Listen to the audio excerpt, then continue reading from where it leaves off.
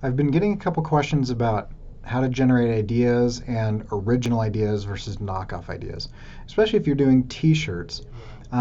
Don't go to the internet first. The internet is full of other people's ideas. I want you to get off of Pinterest, get off of Google Images, and I want you to come up with things that you're excited about. And the way that you're going to do that is you're going to start making lists, start drawing pictures, right? Whatever it is, fill several pages worth of just things that you like. It could be the name of a TV show or characters or situations, or whatever you're passionate about, whatever you're excited about. If you are excited or passionate about something, then it's going to be significantly better. But what you don't want to do is you don't want to just do somebody else's idea. Just do an iteration of something that you've seen on Pinterest or something you've seen on Dribbble or Behance or something along those lines. Okay, and don't go to t-shirt sites.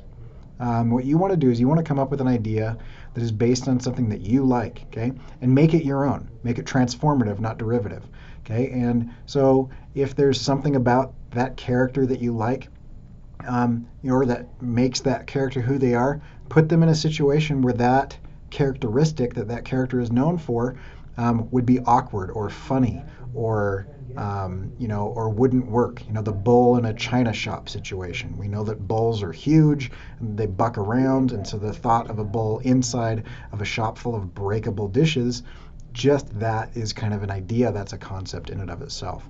Try to avoid text if you can. But text isn't necessarily bad, but text can often be a crutch. If the idea can communicate visually on its own without anything, that is the ideal situation. I posted a video earlier about this on how to iterate ideas for visual solutions, and notice that it does not start out by going to the internet or creating a mood board or something like that. That is downstream, and I'll talk about downstream in a minute, but right now I want you to make huge lists of things that you're interested in, right? And then see if you can combine those lists. So go ahead and watch this video, how to iterate ideas for visual solutions, and start there, right? Do a word map, do a mind map, do just free writing, do anything that is just you and some paper, right? But don't start with other people's concepts. But this is a good way of doing it. So how to iterate for visual solutions on my channel is going to be a really good way to get some ideas and generate some ideas.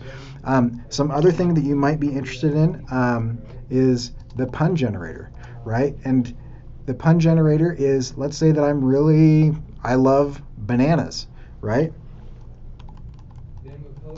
Okay, so I'm going to take bananas and I'm going to generate puns, okay? And you look at the original, okay, and then you look at these. Now, algorithm bananas, that doesn't make a lot of sense, but that might start me down the path of thinking, okay, how could I combine math and bananas? Is there a joke there? Is there a message? Is there something that I could convey, right? Or I could type in, apple into the find phrases box, and that'll bring up, all of the phrases, right? The Big Apple is a city, but it's also, the word big and the word apple. Is there a way that I could play off of that? And you can continue to kind of look at the different things. And so some of those are good ideas. There's also mind maps. So with mind maps, you can say apple. And then let's do an offshoot of that, and let's go, okay, and do another one and go red, and do another one and go round, and do another one and go eat, right? And then maybe off of round you want to go ball, throw. And then you just spread this thing out until it just goes forever, right? And then see if you can relate, something that's 3 or 4 levels out, to this. Or see if you can have, this one be over here and start another one over here and have them connect. Is there a way that they connect in the middle or something along those ways? That's a mind map. Another thing that you can do is go to Wikipedia, and there is a random button. So we'll go to English, Okay, and if you choose random article, okay, Provincial Court of Prince Edward Island, another random article. I don't even understand what that word is.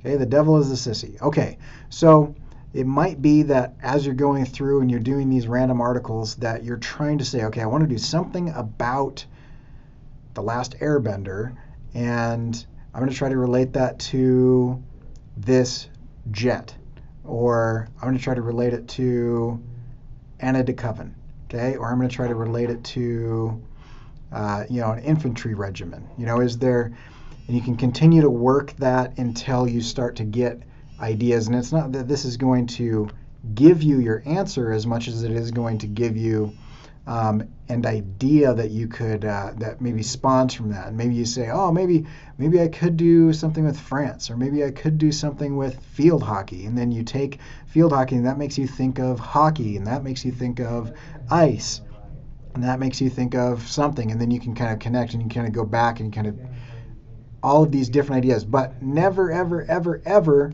do you just go into Google Images and search Apple t-shirt. And then, oh, look, there's an Apple t-shirt. I'm going to do a derivative of that. That's not what you want to do. You want to come up with your own original ideas based on combining ideas, or based off playing off of themes, or based off of a pun or a creative idea or some sort of visual communicated message, but not based off of something that you've already seen done. So I want to talk about where you get your ideas and where you start. And so let's talk about a stream. Let's say that there's a fountain at the top of a hill or a mountain or something. And at the very top of that, there's this spring. And out of that spring flows all of this water, right? That's great. Okay, closer to the top is going to be where that is pure and nice and pleasant. And then it's going to get sullied as you go along. There's going to be hillbillies downstream washing in it. Some dude rinsing off his hair who hasn't bathed in a couple years.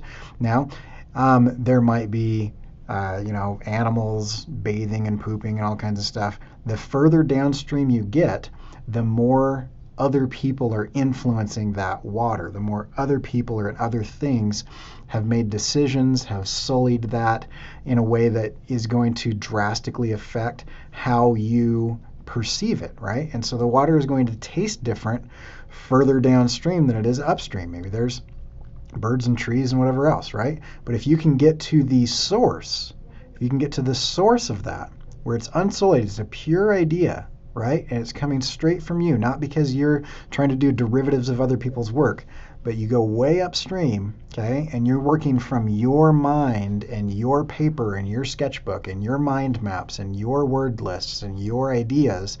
That's going to be significantly better than trying to do a derivative of somebody else's idea. The further downstream you go, the more muddy the water is and the less pleasant it's going to be. So if you have your choice, stay upstream as much as you possibly can and stay away from other people that have already made creative decisions to eliminate or creative decisions to distill things, because you're drinking water that is past where someone has already been, and it's just gross. So try to stay upstream as much as possible.